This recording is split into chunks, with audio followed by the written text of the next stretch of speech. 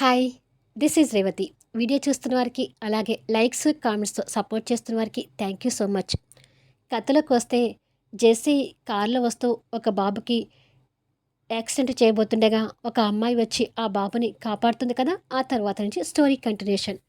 'నా తనువున ప్రాణం నీకై' ఎపిసోడ్ నంబర్ 57.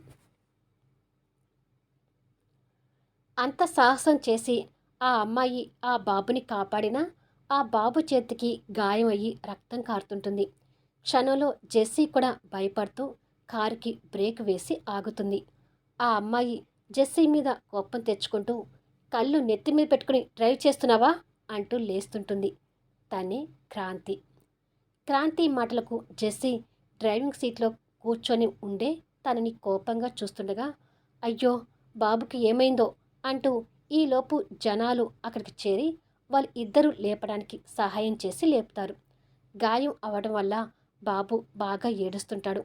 బాబు తల్లిదండ్రులు భయంగా వచ్చి క్రాంతి దగ్గరున్న బాబుని ఎత్తుకొని ఆ గాయం చూసి అమ్మో అంటూ కంగారు పడుతుంటారు.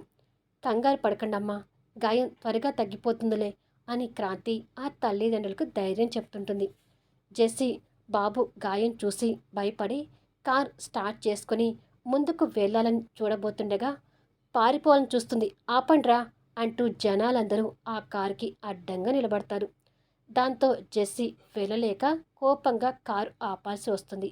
జనాలు కార్ని ముందుకు వెళ్ళనివ్వకుండా అడ్డుగా నిలబడి ముందు కారు దిగవమ్మా అంటూ తన మీద ఒత్తిడి చేసేసరికి వాళ్ళ తీరికి జెస్సీ కోపం తెచ్చుకుంటూ కారు దిగి, ఆ బాబు చావలేదు కదా, వాడు ఏదో చచ్చినట్టు నా కారుకి అడ్డుపడి గొడవ చేస్తున్నారేంటి అంటూ వాదనకు దిగుతుంది. ఆ మరుక్షణమే క్రాంతి చేతి దెబ్బ జెస్సీ చెంప మీద గట్టిగా పడుతుంది. ఊహించని ఆ పరిణామానికి జెస్సీ షాక్ అవుతూ క్రాంతి వైపు చూసి, నన్నే కొడతావా అని అంటుంది. కొట్టడం కాదు, కళ్ళి కళ్ళు నెత్తి మీద పెట్టుకొని కార్ డ్రైవ్ చేస్తూ వచ్చి పిల్లాన్ని ఢీకొట్టబోయిందే కాకుండా పసిపిల్లాడి గురించి ఇలా మాట్లాడినందుకు నీ నాలుక చీల్చేయాలనిపిస్తుంది అని అంటుంది క్రాంతి కోపంగా చూస్తూ.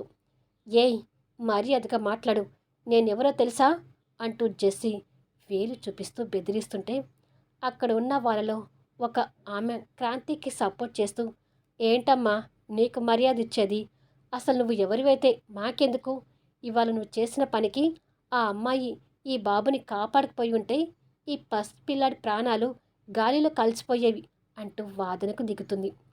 పాపం ఆ అమ్మాయి తన ప్రాణాలకు తెగించి కాపాడినా కూడా ఆ బాబు చేతికి గాయం తగిలి ఆ బాబు తల్లిదండ్రులు ఎలా ఏడుస్తున్నారో చూడు అంటూ మరొకతను వస్తాడు.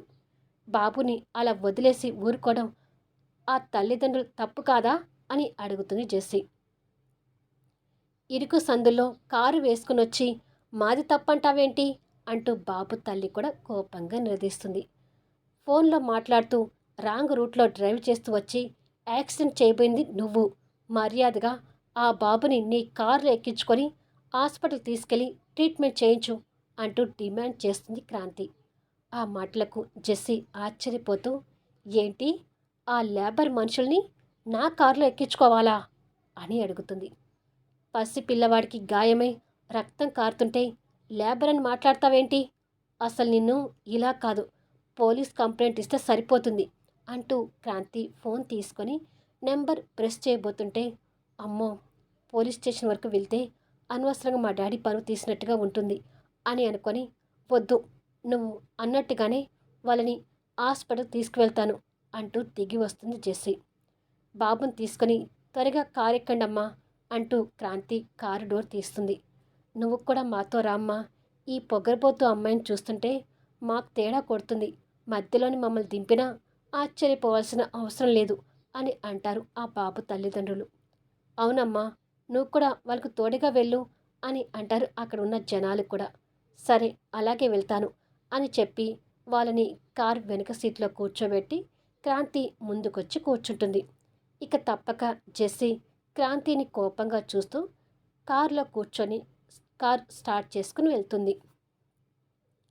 కొద్దిసేపటికి డాక్టర్ ఆ బాబు చేతికి ట్రీట్మెంట్ చేస్తుంటే ఆ బాబు తల్లిదండ్రులు క్రాంతి పక్కనే ఉంటారు. కాస్త దూరంలో చెంప మీద వాతలతో ఉన్న జెస్సీ క్రాంతి వైపు కోపంగా చూస్తూ, నన్నే కొట్టావు కదే, నిన్ను వదిలిపెట్టను. నాకు జరిగిన ఈ అవమానానికి ఏదో ఒక రకంగా బదులు తీర్చుకుంటాను అంటూ ప్రతీకారంతో రగిలిపోతుంటుంది. డాక్టర్ బాబు చేతికి కట్టుకట్టి గాయం తగ్గే వరకు బాబుని జాగ్రత్తగా చూసుకోండి అని చెప్తాడు. అలాగే డాక్టర్ అంటారు ఆ తల్లిదండ్రులు. క్రాంతి కాస్త దూరంలో ఉన్న తన వైపు చూస్తూ, ఏంటి అక్కడే నిలబడిపోయావు, వచ్చి డాక్టర్కి ఫీజు ఇవ్వు అని డిమాండ్ చేస్తుంది. జెస్సీ అంతకు అంతా క్రాంతిని కోపంగా చూస్తూ డాక్టర్ దగ్గరికి వచ్చి తన పర్సులో అమౌంట్ తీసి డాక్టర్కి ఇస్తుంది. డాక్టర్ ఆ మనీ తీసుకుని వెళ్ళిపోతాడు. వాళ్ళు తిరిగి వెళ్ళటానికి కూడా డబ్బులు ఇవ్వు అని అంటుంది క్రాంతి. ట్రీట్మెంట్కే కాకుండా వాళ్ళు వెళ్ళటానికి కూడా నేను డబ్బులు ఇవ్వాలా అని అడుగుతుంది జెస్సీ. ఇవ్వాలి, నువ్వు యాక్సిడెంట్ చేయబట్టే కదా వాళ్ళు ఇక్కడికి వచ్చింది, లేదంటే ఎందుకు వచ్చేవాళ్ళు అంటూ డిమాండ్ చేస్తుంది క్రాంతి.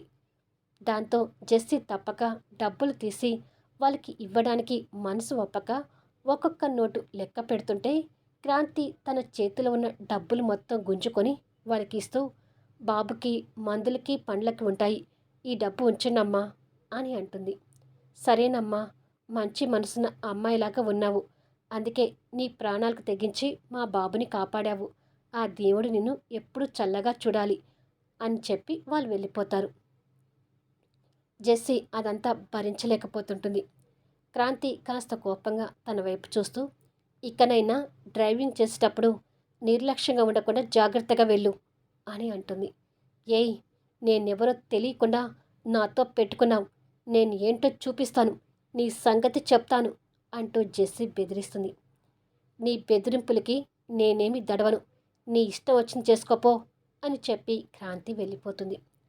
బయటకొచ్చిన క్రాంతి అటుగా వెళ్ళిపోతూ ఉండగానే సూర్య కార్ ఇటుగా వచ్చి ఆగుతుంది. సూర్య కంగారుగా కారు దిగి లోపలికి వస్తుండగా సూర్యని చూడగానే జెస్సీ కన్నీళ్లు పెట్టుకుంటూ సూర్య అంటూ పరిగెత్తుకుంటూ వచ్చి సూర్యని హక్ చేసుకుంటుంది. తన కన్నీళ్లు చూసి సూర్య అల్లాడిపోయి, ఏమైంది జెస్సీ అని అడుగుతాడు తనని ఎదురుగా నిలబెట్టుకుంటూ.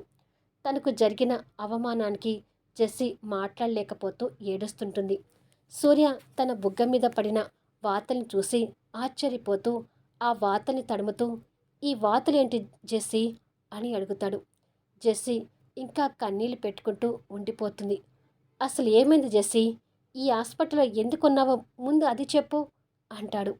జెస్సీ ఏడుస్తూనే ఉన్నదంతా చెప్పి, నేనేమి కావాలని యాక్సిడెంట్ చేయలేదు కదా సూర్య, ఏదో పొరపాటుగా అలా జరిగినందుకు ఆ బాబు తల్లిదండ్రుల కంటే ఆ అమ్మాయే ఎక్కువ ఓవరాక్షన్ చేసింది, నన్ను చెంప మీద కొట్టి అవమానించింది, తనకి చాలా పొగరెక్కువ సూర్య, ఆ అమ్మాయిని ఊరికని వదలకూడదు, నేనేంటో చూపించాలి అని అంటుంది జెస్సీ. నువ్వే కాదు జెస్సీ, తనెవరో కనిపిస్తే నిన్ను కొట్టినందుకు నేను కూడా తన సంగతి చెప్తాను అంటాడు సూర్య కోపంగా. ఏదో ఒకరోజు తను మళ్ళీ నా కళ్ళకు కనిపించకపోదు సూర్య, అప్పుడు చూద్దాం తన సంగతి అంటుంది జెస్సీ. సరే జెస్సీ, ఈ విషయాలేవి అంకుల్కి ఆంటీకి చెప్పకు, అనవసరంగా వాళ్ళు కంగారు పడతారు అంటాడు సూర్య. వాళ్ళకి చెప్పొద్దని నీకు ఫోన్ చేశాను సూర్య అని అంటుంది కన్నీళ్ళు పెట్టుకుంటూ. సరే ఇక ఏడవకు అంటూ తన కన్నీళ్ళు తుడిచి, మీ ఇంటి దగ్గర డ్రాప్ చేస్తాను పదా అంటూ తన భుజం మీద చేయి వేసి తీసుకుని వెళ్తుంటాడు. మైథిలి కిచెన్లో వంట చేస్తుంటే బయట పనులు చేసే ఒక లేడీ సర్వెంట్ అక్కడికి వచ్చి, ఇలాంటి పనులు నన్ను చూసుకోమని రాములమ్మ చెప్పిందమ్మా, నేను వంట చేస్తాను, మీరు తప్పుకోండి అని అంటుంది. లేదు, వంట పని నేను చేస్తానులే, సింక్లో గిన్నెలు కడిగి పై పనులు చేసుకొని వెళ్ళు అని అంటుంది మైథిలి. సరేనమ్మా అని చెప్పి ఆ సర్వెంట్ గిన్నెలు కడుగుతుంటే మైథిలి వంట చేస్తుంటుంది. కొద్దిసేపటికి వంట పూర్తి చేసి డైనింగ్ టేబుల్ మీదకి సర్ది కళ్యాణ్ని పిలవడం కోసం రూమ్లోకి వెళ్తుంది. కళ్యాణ్ చెర్రీతో హోంవర్క్ చేయిస్తూ కూర్చుంటాడు. కళ్యాణ్, చెర్రీ, ఇప్పటికే చాలా టైం అయింది, ఇక డిన్నర్ చేద్దుగాని రండి అని అంటుంది. సరే మైథిలి అని చెర్రీని తీసుకుని మైథిలితో కలిసి కళ్యాణ్ కిందికి వస్తుంటాడు. కళ్యాణ్ డైనింగ్ టేబుల్ దగ్గరకు వచ్చి కూర్చొని, నాకు తర్వాత తినిపించవచ్చు, ముందు చెర్రీకి తినిపించు మైథిలి అని అంటాడు. సరే కళ్యాణ్ అంటూ కొడుక్కి భోజనం తినిపిస్తున్నానని సంతోషంతో చెర్రీకి ప్లేట్లో భోజనం వడ్డిస్తుంది. తర్వాత భోజనం కలిపి చెర్రీకి తినిపించబోతుంటే, నాకు తినిపించొద్దు, నేను తింటాను అని అంటాడు. నీకు తినడం అంతగా రాదు కదా చెర్రీ, అందుకే నేను తినిపిస్తాను అంటుంది మైథిలి. అవును చెర్రీ, రోజు నీకు నేను రాములమ్మ కన్ తినిపిస్తాం కదా. ఈరోజు రాములమ్మ లేదు, ఇక నేను నా భోజనం నేనే తినలేను. మరి అలాంటప్పుడు మైతు మిస్ నీకు భోజనం తినిపించనివ్వు అని అంటాడు కళ్యాణ్. వద్దు డాడ్, నేనే తింటాను. తను నీకు మాత్రమే కేర్ టేకర్గా వచ్చింది కానీ నాకు కాదు కదా. నీతో పాటు తను నాకు కూడా పనులు చేస్తే అప్పుడు తనకి ఎక్కువ రూపాయలు ఇవ్వాల్సి వస్తుంది. అందుకే వద్దు డాడ్ అంటాడు. వీడియో ఎలా ఉంది అనేది కామెంట్స్లో తెలియచేయండి. అలాగే లైక్స్ ఇచ్చి సపోర్ట్ చేయండి. మళ్ళీ నెక్స్ట్ వీడియోలో కలుద్దాము.